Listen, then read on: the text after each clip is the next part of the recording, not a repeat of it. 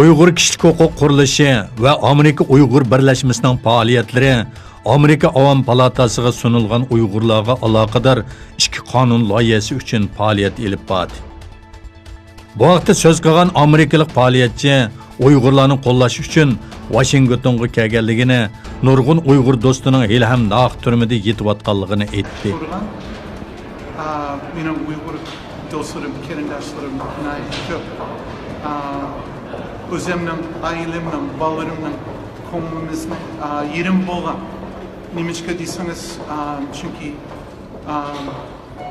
köp dostlarımız turmada, concentration camps içinde. Bu olmaydı, bu olmaydı.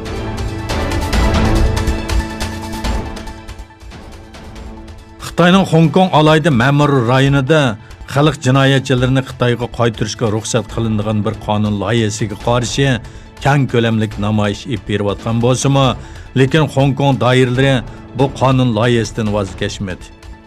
Hong Kongning bosh ma'muriy karyalam bu qonun loyihasining xalqaro qonunlardagi majburiyatlarni yurgizishga yordam berdiganligini aytmoqda. Lekin bu qonunga qarshi 10 minglagan kishi hukumat binosi oldida to'planib noroziligini bildirishdi. Bu qonun loyihasining Hong Kongda erkinlikka cheklama qo'ydiganligi, buning o'qituvchilar va faoliyatchilarga ta'sir ko'rsatadiganligidan andish qilmoqda.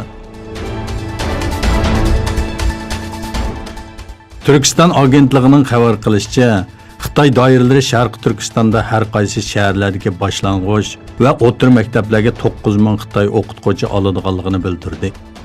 Xitoy doiralari Uyg'ur tilini ma'rif sistemasidan butunlay siqib chiqargandan keyin nurg'un Uyg'ur o'qituvchini 200 michi degan bahona bilan yig'ib olish lagerlariga qamadi. 2019-yilning boshlaridan buyon Uyg'ur bolalarga bo'lgan assimilyatsiyani tezlatish uchun 9 ming Xitoy o'qituvchi oladiganligini e'lon qildi.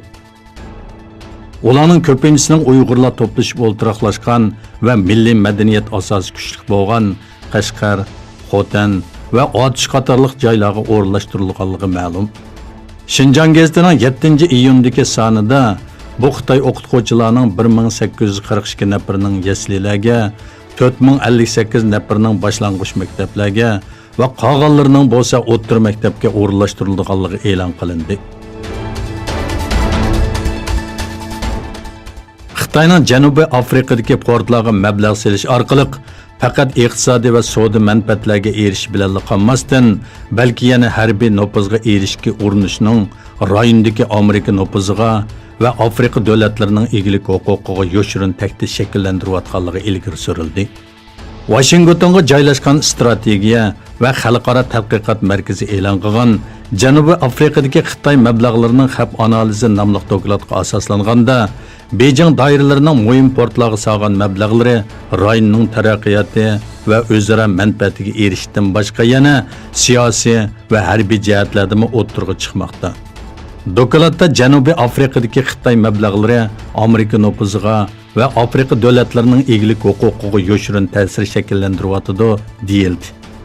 Doklad yana Xitoyning rayonda raqiblarini ostirdan cheklashi, yuz berish mumkinchiligi bo'lgan to'qinishlarda portlarning qo'llanishi va istixborot yig'ish ehtimoli bo'lgan Xitoy ul muassasa qurilishi haqida tafsiliy ma'lumotlar berildi.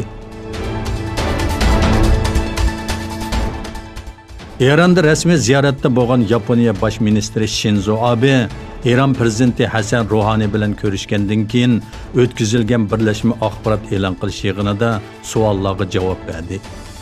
Eron prezidenti Ruhani Eronning Amerikani o'z ichiga olgan hech bir davlatga qarshi urush boshlagan taraf bo'lmaydiganligini ta'kidladi. Lekin Eronga qarshi bir urush bo'lsa, buningga keskin inkas qaytaradiganligini bildirdi.